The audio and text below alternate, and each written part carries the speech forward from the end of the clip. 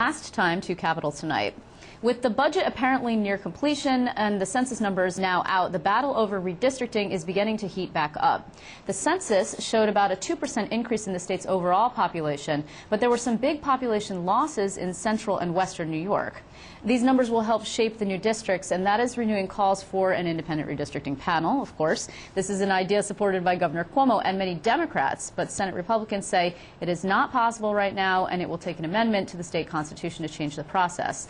Now, joining me now to discuss the push for redistricting and the numbers themselves, which are causing a bit of a problem, is Queens State Senator Mike Gianaris. It's good to see you. How are you? Thank you, Liz. It's good to be back.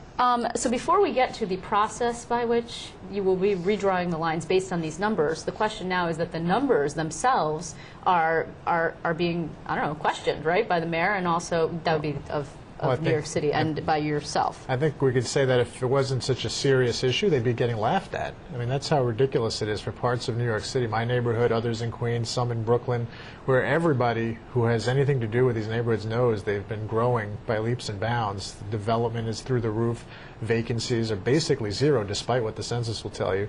Immigrant populations are pouring into these neighborhoods, and yet the census is telling us that these parts of New York are actually seeing a significant decrease in population. Okay, so before upstate viewers say, okay, well, big deal, it doesn't have anything to do with what we're doing, that, you know, before people start questioning this, it really matters because it's a cascading effect, correct? So if the numbers aren't right based on what's happening in New York City, then that means that the ripple effect going upstate in terms of redrawing lines has an impact. Is that right? Yeah, it has an impact. First of all, you could start even before you get to that. It has a very direct impact on the number of representatives we have in Congress, right. Which would hurt the entire state, whether we have 27 or 28. I guess now we know we're going to have 27. And it has a lot to do with the funding formulas to determine how much federal aid we get in New York. And so if New York City ends up getting shortchanged, there's going to be a desire to see where that money comes from, and there's going to be, the demand is still there, in other words. And so it's a problem that everyone has to deal with. And unfortunately, New York as a whole now is going to get the short end of the stick from Washington because of these bad numbers. Okay, so you have actually challenged them. You and the Queens delegation have all signed a letter to Senator Lieberman, and also over in the House you've also sent one. You're demanding an investigation. Yeah, well, going back for decades now, there's been criticism of the Census Bureau for the way they count urban populations, especially areas where there are lots of immigrants, because they tend to be populations that don't answer the census questionnaire as frequently or don't answer their doors when someone's knocking on it as frequently. That's a criticism that's been going on for quite some time, and there's been controversy over whether they should go to a statistical sampling method or other ways of counting. Put that to the side for a second, because what we're seeing this year is something totally different. We're having that problem, which is a chronic one, and layered on top of that is just bureaucratic bungling that has led to a massive undercount of people that normally probably would answer these questionnaires. Could we just, first of all, the Census Bureau, we should point out, is standing by their numbers, A. B, you're a Democrat criticizing a Democrat administration, and that's what we're talking about here. At one point, in other words, it was a partisan battle, that depending on who was in the White House, you could say, well, it's because, you know, Bush and he hates Democrats or whatever, but that's not the case in this instance. You're talking about a Democratic administration and a Democratic-led census. So that takes that off the table in terms of a criticism that's based out of politics. Well, I'm not suggesting there's a motivation to this being purposeful, somehow malicious. I just think there was a complete incompetence on the part of the Census Bureau where they literally are miscounting people. They're claiming that the increase in vacancies in some of these neighborhoods are in the hundreds of percentage increase from 10 years ago, which we know if you just go and try and rent an apartment in some of these neighborhoods, you can't do it because all the apartments are full.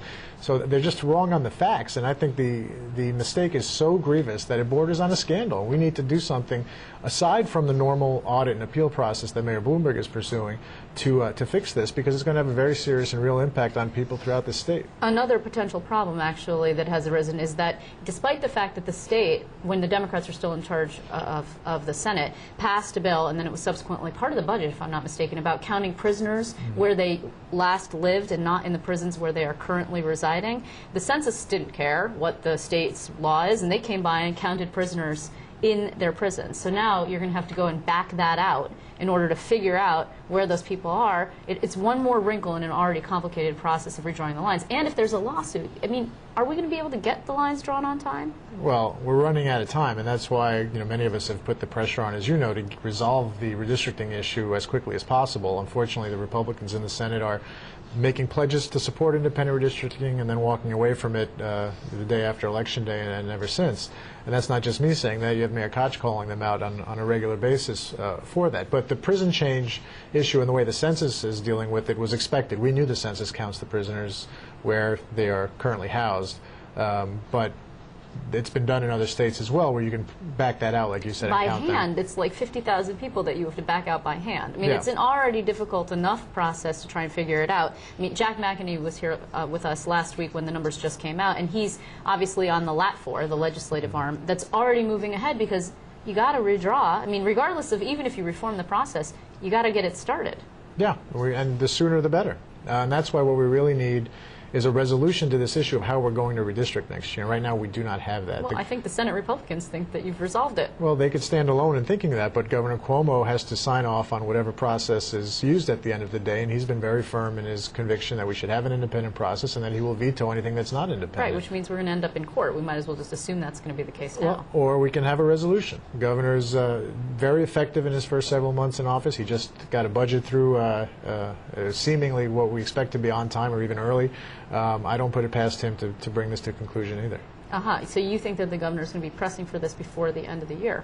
Well, all I can tell you is the governor has been very upfront about his commitment. He made a pledge that he's well on the way to fulfilling. He introduced a bill that establishes an independent process that all of us that support that process are behind, including New York Uprising, the Good Government Advocates, and I would expect that he'd continue to be an advocate for that. In other words, just because the budget got done doesn't mean that we will be bored in Albany. Okay, great. That's one of many issues we won't be bored about. I know. I want to thank you very much, Mike Gianaris, for coming in. Thank you, Liz.